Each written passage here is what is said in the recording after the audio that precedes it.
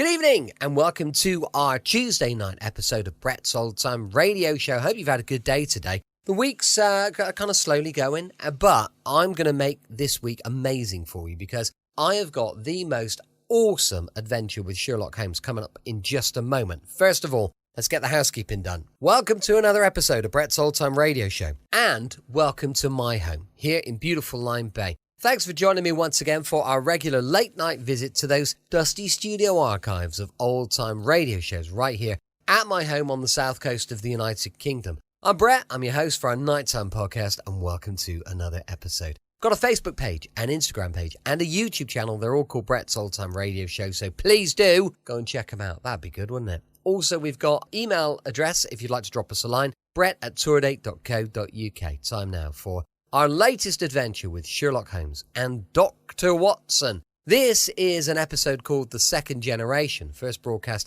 on the 17th of December, 1945. This episode from the life of Sherlock Holmes will be transmitted to our men and women overseas by shortwave and through the worldwide facilities of the Armed Forces Radio Service. Petri Wine brings you Basil Rathbone and Nigel Bruce in the new adventures of Sherlock Holmes.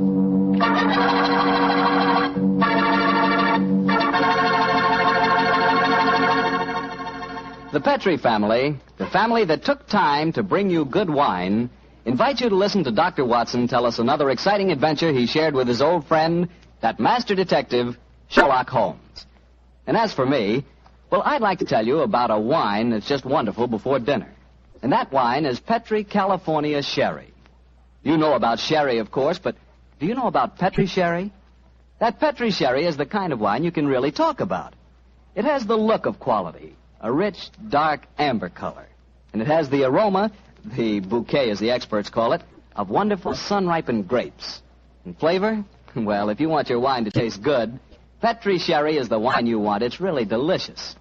Oh, and incidentally, if you like your sherry on the dry side, you know, not sweet, Petri makes a pale dry sherry that's out of this world. Take home a bottle of Petri Sherry. Serve it by itself or with hors d'oeuvres or cocktail sandwiches. But serve it proudly, because the name Petri is the proudest name in the history of American wines.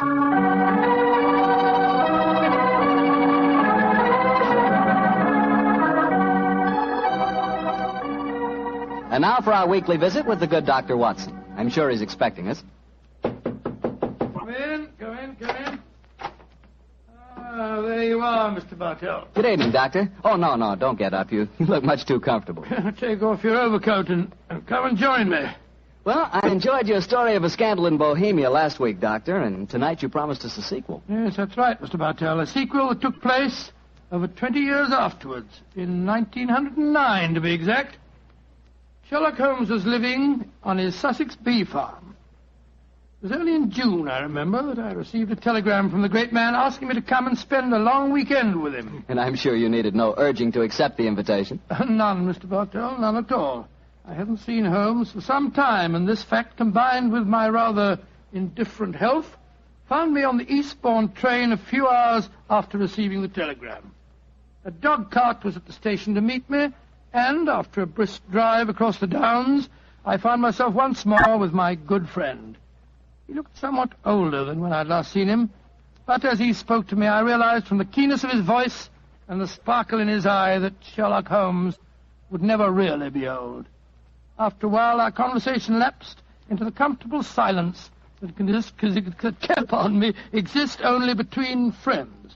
And then, as the sun was setting, Holmes picked up his beloved violin and began to play some haunting melody.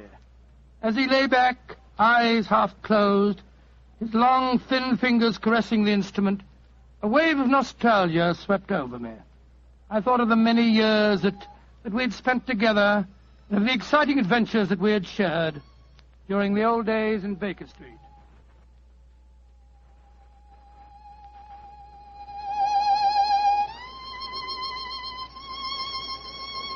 Beautiful. Quite beautiful. Thank you, Watson. You look uncommonly wistful, dear chap. You thinking of the old days? Yes, Holmes. I was. So was I. Oh, well. Those were exciting times, but it's comforting to think that now we will not be disturbed by a jangling doorbell, followed shortly by some poor devil in trouble. Nowadays, my greatest excitements are connected with the segregation of the queen bee and the nighttime proclivities of Charles Augustus, my tomcat. I still find it hard to think of you in retirement, Holmes. Do you ever consider returning to active practice? Oh, I consider it occasionally and then reject the idea. A man should work only up to the peak of his ability. I'm past mine. Nonsense, Holmes. You're just as alert as ever you were. Mentally, perhaps, but not physically. Would you consider handling a small problem in England? Oh, if it's a personal problem that affects you, my dear chap, you know I'll do anything I can. Well, it's not exactly my problem, Holmes, but there was a charming young girl on the train. We got into conversation and... You don't age at any rate, old chap.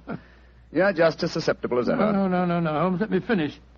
She said that you knew her mother quite well. Her mother? Come in. Oh, yes, Devers, what is it? I'm sorry to disturb you, Mr. Holmes. Your man said I might come in.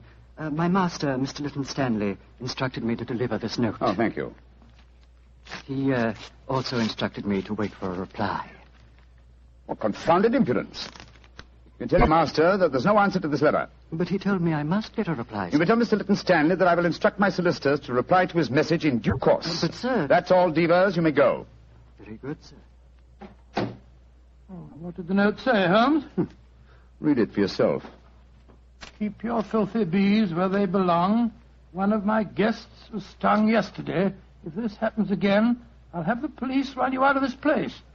Good Lord, what an offensive letter. The man himself is even more offensive. He's a retired manufacturer who thinks that his immense wealth entitles him to domineer over the local residents. Oh, but let's not spoil a nice sunny afternoon by discussing him. Please continue with the story of the young lady that you met on the train. Yes, I'd like to. Poor little thing seems in dreadful trouble. I do wish you would help her. You say that she told you her mother knew me? Yes. What's her name? Norton. Irene Norton. Norton? I don't seem to recall it. Oh, but of course! Where is the girl, Watson? She's staying at the Red Lion in the village. Then ring her on the telephone and ask her to come over here as fast as she can. Of course I'll help her. I'm delighted, Holmes, but what made you change your mind so suddenly? Your memory so short that you can't remember Irene Adler? Surely you haven't forgotten that in the case you called a scandal in Bohemia, I was completely fooled by her? Why, Joe, yes, of course. You always referred to her as the woman. But how does Irene Norton fit into the picture? Irene Adler married a barrister named Geoffrey Norton. Tell Miss Norton to come at once, Watson. She is the daughter of the woman.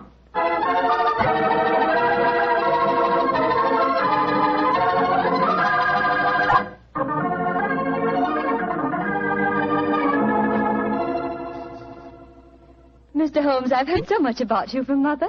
She says you're the cleverest man in England. Your mother flatters me, my dear child. She herself was much more clever than I. In fact, yes. Did she ever tell you about the circumstances under which we met? No, Mr. Holmes, though she did tell me that you were a witness when she and my father were married. Very true, my dear, very true. Though the occasion was a little, well, shall we say unusual? Look here. This golden sovereign I wear on my watch chain is a memento of that day. I also have a charming photograph of your mother. You must have known her quite well. How about telling Mr. Holmes about your troubles, my dear? Yes. Reminiscences are charming, but they can wait until we've dealt with your problems. Mr. Holmes, I'm being blackmailed. Oh, I'm sorry to hear it.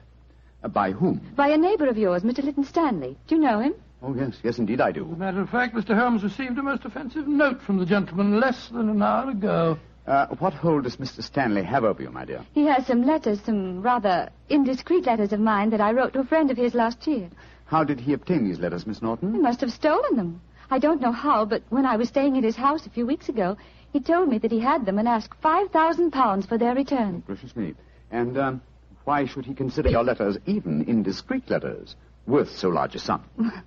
I'm engaged to be married to Lord Weston's son. That awful man, Lytton Stanley, knows that if my fiancé saw the letters, the marriage would never take place. They must be extremely compromising. Oh, they aren't, really. But I was much younger when I wrote them. In fact, I was only 17, and I'm afraid they could easily be misconstrued. Have you told your mother? Oh, no, she'd never understand. She might surprise you on that score, I think. How about your father? Daddy's a barrister. You can imagine how straight-laced he'd be about the whole thing. That's why I came to you, Mr. Holmes. Oh, I see. You feel that I am not so, shall we say, straight-laced? Of course you aren't. Mother's told me about you, and in any case, I've read Dr. Watson's stories. Watson, my dear fellow, your stories will land me in serious trouble one of these days. What are you suggesting Mr. Holmes can do for you, Miss Norton? Get the letters back for me. But how? Steal them, of course. Really, my dear, I hardly think you can... No, my dear Watson, don't be shocked. Miss Norton is a forthright girl, like her mother before her. It's most refreshing. Mr. Holmes, you can't say you won't help me. No, I don't think that I can say it. In any case, I have a slight personal score to settle with Mr. Lytton Stanley myself. He's rude and has no understanding of bees. But how are you going to steal the letters? That problem requires a little thought, old chap. I can tell you how to do it, Mr. Holmes. Oh, really? This is delightful, my dear. You explain the problem and also the way of solving it. How easy a detective's work might be if all clients were equally helpful. Tell me, what is your plan? Tomorrow is the servant's half-day off at Mr. Lytton Stanley's. He'll be alone there during the afternoon. How do you know that fact? My maid was keeping company, as they say, with Divers, the butler, when I was staying there a few weeks ago. She found out everything from him. My letters are kept in a filigree box in his desk. With your enterprise, my dear, I'm surprised that you didn't try and open the desk yourself. I did. But it's very sturdy and has a combination lock. Oh. However, I'm sure that you and Dr. Watson can think of some way of getting the letters, particularly if Mr. Lytton Stanley's alone in the house. We shall do our best, Miss Norton. Promise me one thing, though, both of you. Oh, what's that? Don't read the letters, will you? I'm really rather ashamed of writing them. Oh, of course we won't, my dear child. You're both so sweet to me. How can I thank you? Thanks would be a little premature, but you could do us a favor. Of course. What is it? Your mother had a beautiful voice, I recall. I wonder if you inherit her talent. I do sing, though I've never done so professionally, like Mother. And I've never played the violin professionally, but perhaps between us we could give Watson a little concert. That's a delightful idea. We can't do anything until tomorrow anyway. What would you like to sing? Songs my mother taught me. Really remarkably appropriate. In the days long vanished, seldom from her. Charming. Tonight, music, and tomorrow, a touch of daylight robbery.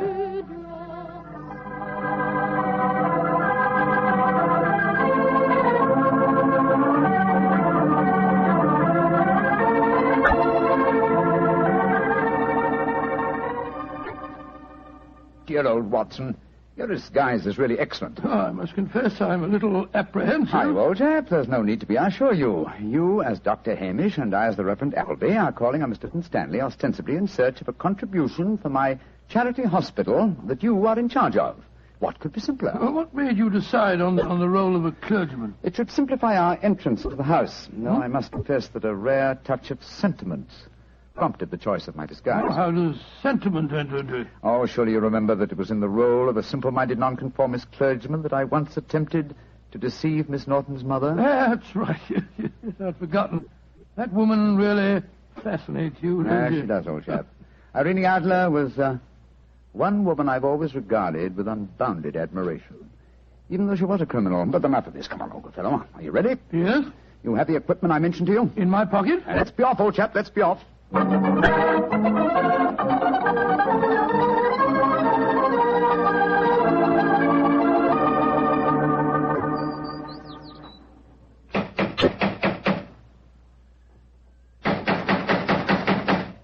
he's home, why the devil doesn't he answer the door? Come, my dear Reverend Appleby. For a parson, your language is hardly appropriate. I'm sorry, Dr. Hamish. Here comes someone. Yes, Mr. Lytton Stanley. that's my name. Mine is Appleby, and this is my friend, Dr. Hamish. I'm proud to meet you, sir. I've heard a great deal about you. What can I do for you? If we could come in for a moment, I'll explain our mission. Very well. Come into the study. We're raising a subscription list for a charity hospital at Paddlewaite, just across the downs. You're a prominent resident here, and we thought that you'd like to donate a few guineas. I'm really not very interested. I've given as much to charity this year as I can afford. Well, it's a fine cause, sir. I'm giving my medical services 3 days a week, and the Reverend Appleby is donating his services too. Who else has contributed to this fund? All your neighbors, sir. We just came from the bee farm over the downs. The owner, Mr. Holmes, gave us a check for 5 guineas. Holmes gave you 5 guineas, did he? Aye, a very nice gentleman, Mr. Holmes. We're proposing to name a ward in the hospital after him. Is this list of subscribers going to be published in the paper? Oh, yes, Mr. Lytton Stanley. I'll give you 10 guineas. 10 guineas. thank you, sir. Very kind of you, sir, I'm sure. I'll get my checkbook. It's in this desk.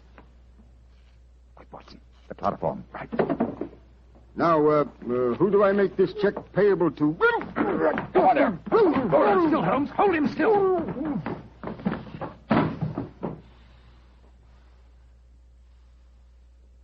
Very neat, Watson.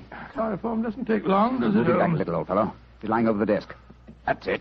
Is the filigree box in there? Uh-huh. Here it is. Splendid. Holmes, don't open it. You promised that you wouldn't. I just wish to make sure that... Make sure of what was there, Mr. Sherlock Holmes. Who there? Oh, no, don't move. I have a revolver, and don't turn round. Place the box on the table, Mr. Holmes. And put your hands up, gentlemen, both of you.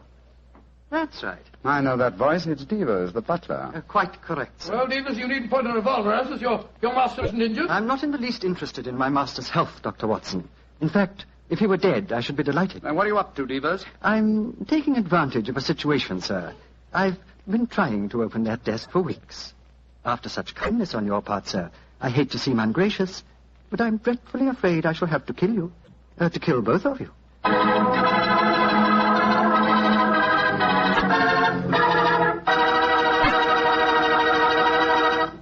Dr. Watson's story will continue in just a second, so I'm just going to remind you that good food always tastes better when served with good wine. And if you like a red wine, say with steak or meat of any kind, you'll love Petri California Burgundy. If you'd rather have a white wine, say with chicken or fish, then by all means get Petri California Sauterne. Oh, and look, if opinion is divided in your family, if some of you like a red wine and some like white, the answer's obvious. Don't buy one, buy two. Remember that, huh? Don't buy one, buy two. But do buy Petri. Then you know it's good. Well, Doctor, that was a fine place to break off your story with the butler pointing a gun at your backs and you and Sherlock Holmes with your hands above your heads. What happened next? I know at least you didn't get killed, or you wouldn't be sitting here in California tonight telling me the story. Elementary, my dear Mr. Bartell, but supposing I take you back in the story to the point where I left off. Well, all right then. Take me back, Doctor. Take me back. Very well. We stood there, Holmes and I, our hands above our heads. As Devers said... I can't tell you how grateful I am that you opened the desk for me. After such kindness on your part, sir, I hate to seem ungracious, but I'm dreadfully afraid I'm going to have to kill you both. Devers, I dislike to appear stupid at such a melodramatic moment, but why is it necessary to kill us? For months, I have been waiting for an opportunity to steal the Kitmanjar emerald, and now you have done it for me, sir, and presented me with a perfect alibi. The Kitmanjar emerald? Oh, come now, Mr. Holmes. You know the treasures in this house as well as I do. Apart from the emerald, there's a superb Cellini that would fetch a fine price in the right market. We aren't here after any valuables, my good man. Please don't call me your good man, Dr. Watson. It's patronizing and untrue. In any case, sir, whether you were here after the valuables or not makes no difference. I've caught you both red-handed. You're completely in my power, gentlemen. You're going to steal the treasures, I suppose, and then pretend that we were responsible. Exactly, sir. I shall kill you both, secrete what objects appeal to me, and when my master regains consciousness, I shall explain that I found 3 men burgling the house, that I killed 2 of them, while the third got away with the loot. Who will be able to doubt my word? I shall be regarded as a hero. I might even have my salary raised. Watson, I'm afraid this is the end, old chap. What a sordid way to die. Shot in the back like a coward. Devers, at least do us the courtesy of allowing us to face the firing squad, will you? Very well, gentlemen. Turn round. But don't try any tricks. One last request. What is it, sir? I'm beaten, and I admit it. I'm getting old, but in my heyday I've crossed swords with some of the greatest criminals in Europe. My life has been attempted many times, but I've always escaped. If this is to be my swan song, at least give me the privilege of shaking the hand of the man who has at last bested me. Well, sir, I feel that I'm stepping a little out of my station, but I suppose the situation is unusual. I hope you don't object to the left hand, sir. I'll keep the revolver in my right. Very well, Devers. There you are. Goodbye, Mr. Sherlock Holmes. Goodbye, Devers, and my congratulations for... My congratulations for being a fool. Well done, Holmes. Maybe getting old, Watson, but I've not lost my skill at that, too. He went over your shoulder in a flash. Fortunately, the bullet went wide. How is he, Watson? Struck the desk as he fell. Yes, he gashed his head. It's not serious.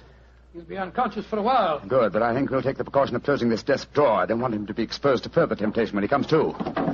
There we are. Well, shouldn't we get into touch with the police, Holmes? Police? Great Scott, no, old fellow. After all, we're burglars and we're in disguise. Two facts that would be hard to explain satisfactorily. No, Watson, we must get back to the bee farm as soon as possible. Yes, I suppose you're right. Miss Norton will be waiting for us there, and we'll tell her what's happened. Poor girl, I'm afraid she's in for something of a shock.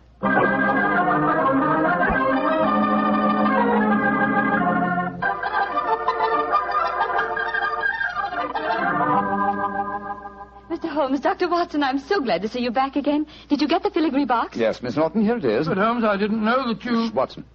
Why not open it, Miss Norton? Well, I... Open it, my dear. There may not be love letters inside it, but there's a note. Oh.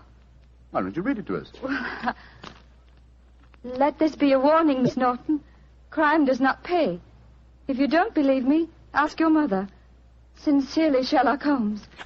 Mr. Holmes, you knew my secret all the time. Not all the time, but I realized it as soon as I'd opened the filigree box. What on earth are you talking about? Miss Norton was under the impression that she could use me as a cat's paw, as a dupe to commit a burglary for her. I still don't understand, Holmes. You will remember she asked us to promise not to open the box. Yes, but you did, sir, just before the fellow held us up with a revolver.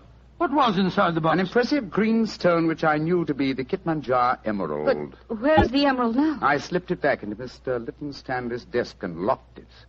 Brought the box here because I wanted to see your expression, Miss Norton, as you opened it. Great Scott, and I thought you were a poor little thing in trouble. Shocking. What do you have to say for yourself, young lady? That I'm terribly sorry, Mr. Holmes, terribly sorry.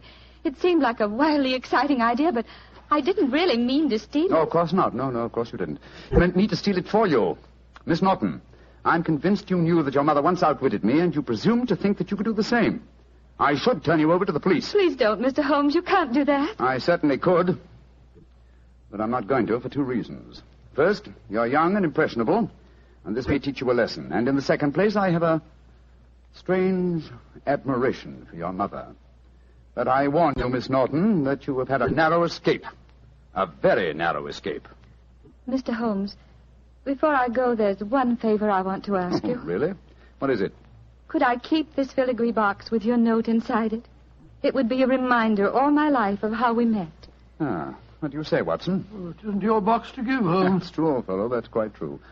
But I fail to see how we can return it now without disclosing our own share in the attempted robbery. In any case, I don't like Mr. Lytton Stanley. I think we might indulge in a little petty larceny without feeling too guilty. Very well, Miss Norton. You may keep the box. I shall always treasure it. Thank you. Goodbye, Dr. Watson. Don't think too badly of me. Goodbye. Good night, Mr. Sherlock Holmes.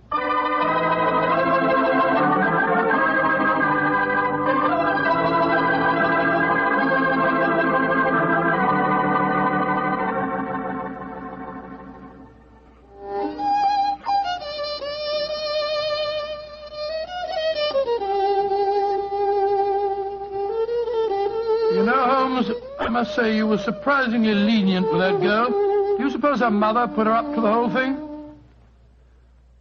That possibility had occurred to me, old fellow. And yet I have a feeling that... Come in. Door's open. Were you expecting anyone? No. Great Scott, it's Lytton Stanley. Good evening, sir. This is an unexpected honor. Sherlock Holmes, we haven't been the best of friends, I know. But you've got to help me now. I'm in serious trouble. Oh, indeed, sir. Won't you sit down? This is my friend, Dr. Watson. How do you do? And now, sir, what is your trouble? I've been robbed, Holmes. Robbed? What was stolen? Well, my greatest treasure, the Kitmanjar emerald, was removed from its case and then mysteriously returned loose in my desk afterwards. But there's a priceless Cellini missing. Have you any idea who the burglars might be? Oh, it was a gang, I'm sure of that. A couple disguised as a clergyman and a doctor came into the house on the pretext of raising money for some hospital. And they overpowered me with chloroform. Oh, dear me. How very unpleasant for you. Yes, well, when I came to, I found my butler, Devers, lying beside me in a pool of blood. The brave fellow had wrestled with the thieves, but they got away.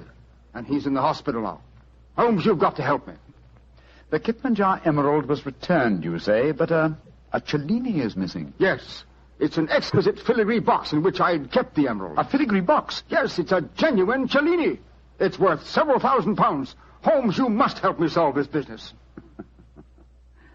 I'm sorry, Mr. Lytton Stanley, but I'm afraid I can't help you. I've retired. Yes, and I intend to remain in retirement. Good night, sir. Oh, but I'll pay you any fee within reason. My decision is final, sir. Good night. Oh, I might have known I wouldn't get any help from you. Holmes, she fooled you again. Yes, the little devil. She knew that box was a Cellini all the time. You don't seem very angry with her, old man. I should be, but I'm not. What splendid audacity. What a superb nerve the child has. But you must get the box back from her. I shall, Watson. I shall. Or rather, I shall persuade Devers to do it for me. As the price of our silence. But how can he get it back? Remember that he walks out with Miss Norton's maid. I'm certain that when he explains his predicament, he can prevail upon her to steal the box from her mistress so that it may be returned to its rightful owner. That's a good idea. By George, Holmes, Miss Norton's a chip off the old block, all right. Yes, Watson, she is, and it makes me wonder. What about? I wonder, my dear chap, how long I can remain in retirement. With such a worthy antagonist at large, it's a challenge. It's an irresistible challenge.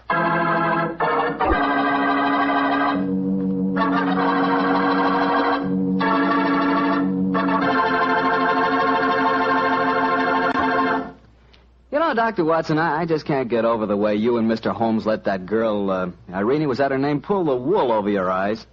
Why, she really twisted you around her little finger. Mr. Bartell, I don't like to make extremely positive statements, but I'm sure that if you were in my shoes, Irene would not only have twisted you round her little finger, but she'd have had you rolling about in hoops and standing on your head. You mean she was that beautiful? Mr. Bartell, she was so beautiful that she'd make you forget all about Petri wine. Dr. Watson, no girl is that beautiful. Oh, how young you really are. Well, maybe so, but there are lots of pretty girls in this world and only one Petri wine. That's because there's only one Petri family that's been making wine since the 1800s. And believe me, because the Petri business has always been family-owned and operated, they've been able to hand on down from father to son, the highly skilled art of making fine wine. And those generations of winemaking add up to a lot of experience. The Petri family really knows how to turn luscious California grapes into fragrant, delicious wine. That's why, no matter what type wine you wish, you can't go wrong looking for the label that says P-E-T-R-I, Petri, because Petri took time to bring you good wine.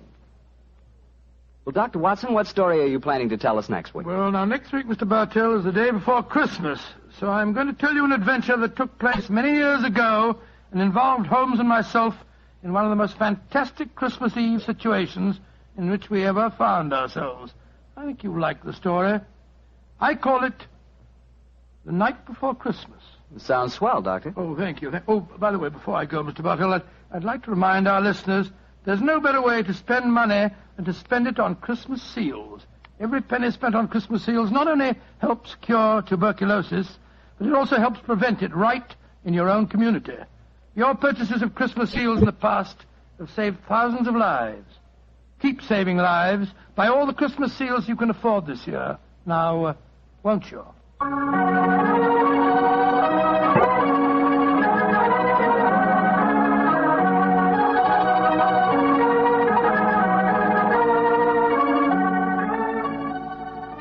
Tonight's Sherlock Holmes adventure was written by Dennis Green and Anthony Boucher and was suggested by an incident in the Sir Arthur Conan Doyle story, A Scandal in Bohemia. Music is by Dean Fosler. Mr. Rathbone appears through the courtesy of Metro-Goldwyn-Mayer, and Mr. Bruce through the courtesy of Universal Pictures, where they are now starring in the Sherlock Holmes series. Basil Rathbone's new Columbia record album, Robin Hood, is now available at your music store.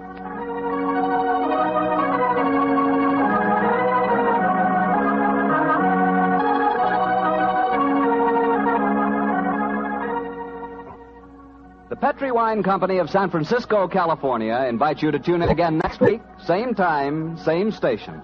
Sherlock Holmes comes to you from our Hollywood studios.